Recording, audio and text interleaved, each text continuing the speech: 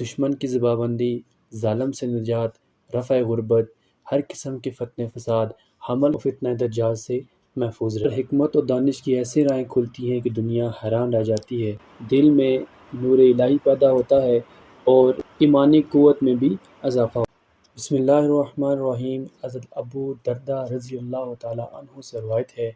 کہ رسول اللہ صلی اللہ تعالیٰ علیہ وسلم نے ارشاد فرمایا کہ جو شخص سورۃ کہف کی پہلی 10 آیاتیں یاد کرے گا وہ فتنہ دجال سے محفوظ رہے گا۔ ایک اور روایت میں آتا ہے کہ نبی صلی اللہ تعالیٰ علیہ وسلم نے فرمایا کہ جو سورۃ کہف کی آخری 10 آیاتیں یاد کرے گا وہ فتنہ دجال سے محفوظ رہے گا۔ حضرت امام حسین رضی اللہ تعالیٰ عنہ سے روایت ہے کہ رسول اللہ صلی اللہ تعالیٰ علیہ وسلم نے فرمایا کہ جو شخص جمعے کے دن سورۃ الکہف کی تلاوت کرے گا وہ اگلے جمعے تک یعنی پورا ہفتہ ہر قسم کے فتنے فساد سے محفوظ رہے گا، حتیٰ کہ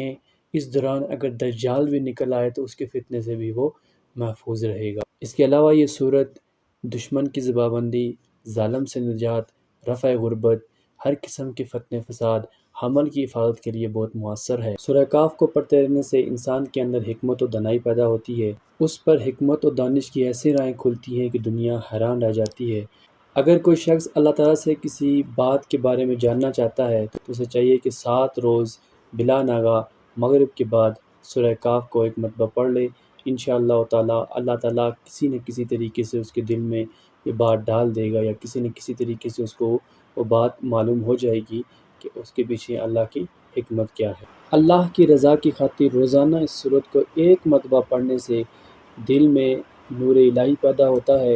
اور ایمانی قوت میں بھی اضافہ ہوتا ہے۔ تو ہمیں چاہیے کہ اس سورت کو بلا ناغہ ہم پڑھیں، اس کی تلاوت کریں تاکہ اس کی فیوز و برکات ہم حاصل کر سکیں، اور بالخصوص جمعے کے دن اس کی تلاوت کا اہتمام ضرور کیجیے گا، کیونکہ جو شخص جمعے کے دن اس کی تلاوت کا اہتمام کرتا ہے وہ پورا ہفتہ ہر قسم کے فتنے فساد سے